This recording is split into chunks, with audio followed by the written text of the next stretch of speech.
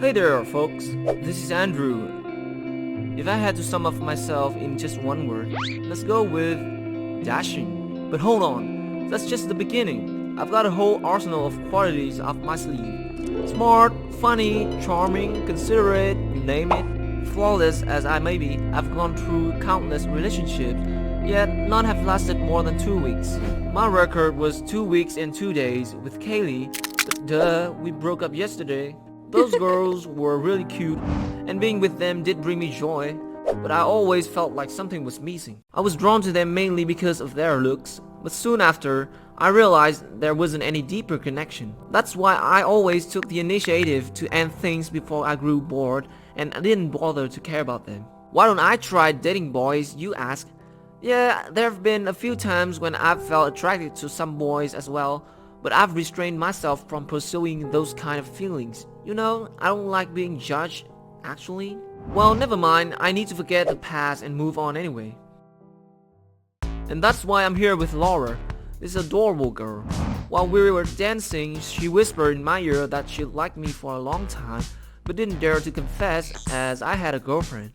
I had my hand pressed against the waist, swaying to the music. Everything was perfect when suddenly, I saw a familiar figure storming toward me, then the next thing I knew, I was being slapped across the face. It was my ex, Kaylee. She was looking at me as if she wanted to snap me in half. I woke up the next morning with a pounding headache. Didn't even know how I came back home yesterday. What was all that shouting coming from outside my open window? I shuffled my way over there to take a look. What? Kaylee and Laura were yelling at each other? He's mine, not yours. Stay away. He wants me, not you. Accept it. Oh yeah? Well, maybe we should ask Andrew who he prefers. What's the point? As we both know he'll pick me. I was far too hungover for this, so I closed the window and went back to bed. But these girls, they wouldn't stop.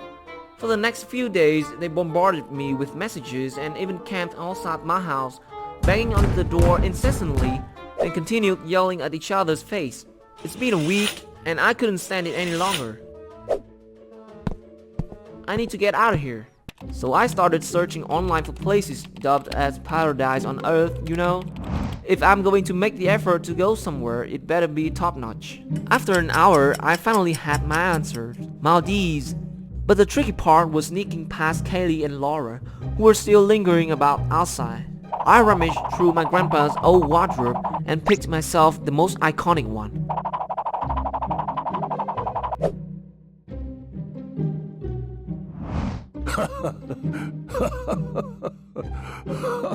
Result, they didn't even double look at me. Goodbye to my Kaylee and Laura nightmare and hello to the vacation of my dreams. Ah, this is the life. This luxurious floating complex has exactly everything. There was so much to do here, from the outdoor bar, dozens of restaurants, swimming pools, cinema, heaven. My room was huge. It had a king bed size and even a private balcony. I collapsed onto the bed and fell into a deep sleep. The next morning when I woke up to feel the sounds of silence, yep, oh sweet silence, how I've missed you. This was a no-girl arguing zone, huh? I got changed and walked over to the outdoor bar. Well, it was a bit too early for a cocktail, but whatever. I had a pair of shades to add a touch of swagger to my look, and that's when I spotted him, a cute boy standing alone by the pool. I don't know why, but I suddenly felt a rush of heat, urging me to move closer to him. Nobody here knows who I am, so there's nobody to judge if I get too close to the guy. So I quickly ordered 2 cocktails and began walking toward him. I was about to hand him the drink, but suddenly tripped over something and just helplessly watched the cup fall in slow motion. I desperately tried to grab it, but nope. Instead, I managed to knock into his belt, causing his pants to sag down and reveal the whole teddy bear panty. Oops. I stood there frozen, mouth agape, cheeks burning red, and just wanted to dive into the pool immediately to escape this drama. That boy let out a yelp and quickly pulled his pants up. You pervert! What are you playing at? I was panicked. Then I looked down at my sunglasses, which had fallen off the ground. Suddenly, an idea came to me. So I bent down, stretched out my arms, and pretended to fumble around for them. He kept staring at me, making me jittery with the fear of being caught. Surprisingly, his face turned from anger to guilt.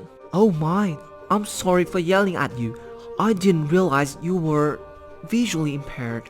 Here, let me help you." "Oh, that's okay. Thank you." Then he linked arms with me and guided me across the pool area. Now I have the chance to see him up close. His big bright eyes are innocent, and his small nose always blushes like a bunny. "Sorry, I had something to do, so I just brought you here. Sorry again about earlier." Yeah. Phew. I watched him walk away, feeling an overwhelming sense of joy in my heart, hoping to see him again. That night, I went to the buffet restaurant for dinner. I was stacking my plate up when I bumped straight into someone and almost dropped my plate. It was that boy again. I frantically put my shades on, then deliberately turned the wrong way. "Oh, I'm sorry." He put his hand on my shoulder and guided me so I was facing him. "It's me, the boy at the pool. Do you need any help?" "No, I'm fine. I'll take this. Sushi is my favorite." "Dang it, it's the slip of a tongue." I immediately pretended to sniff it.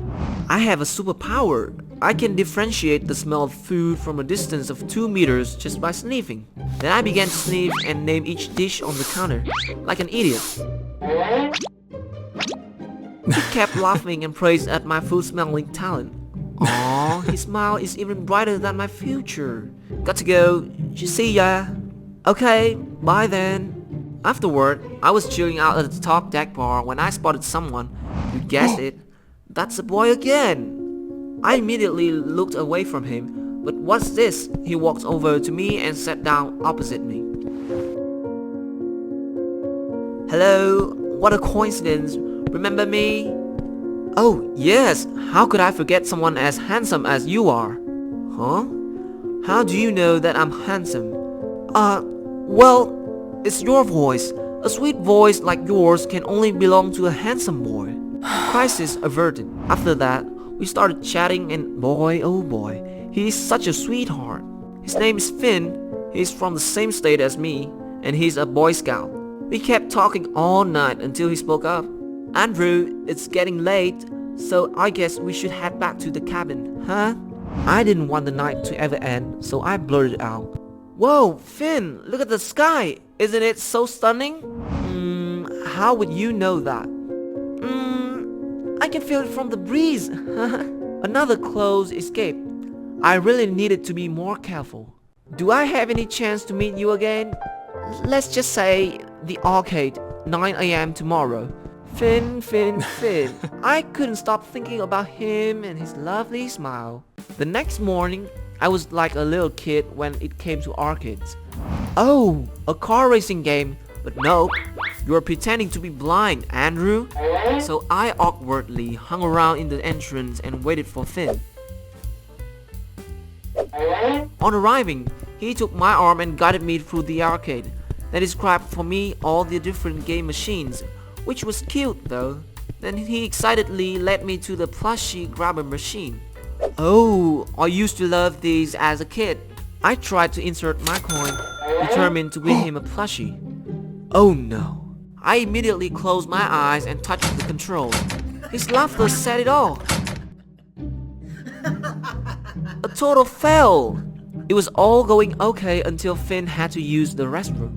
He told me to stay still and wait for him by a shooting game machine, which just so happened to be my all-time favorite arcade game. So I rushed over to it as soon as she was out of sight, grabbed the gun, and shot 5 cans in a row, then jumped up and down and whooped the air. Suddenly, I felt something off. I turned around to see Finn staring intently at me. "How could you? You're such a coward, a pervert, and a liar!"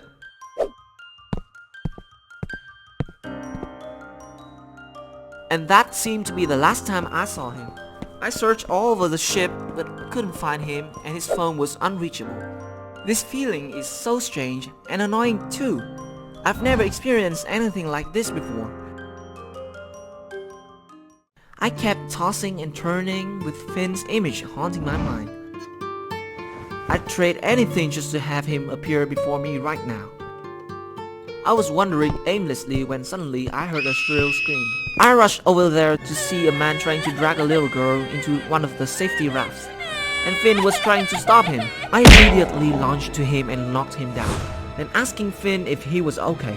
Seizing the opportunity, he struck me on the head, causing me to fall down. He and Finn wrestled for a while, then he pushed Finn so forcefully that Finn was almost falling into the sea. Anger surged within me, and with all my strength, I pushed him down while he was about to take the baby away, and then went to pull Finn up. "You okay?" "Yeah, I'm okay." We sat together on the ship's deck, the atmosphere becoming awkward. I decided to break the silence. "Finn, I'm sorry for everything. You have the right to be mad at me, so I had nothing to justify it. Thank you for saving my life. And I was mad, really mad at you. But I'm even angrier at myself for knowing you're like this and still having feelings for you. Do you know how happy I was when I found out you were blind? I'm such a fool." "No, you're not. You're the cutest and kindest boy I've ever had.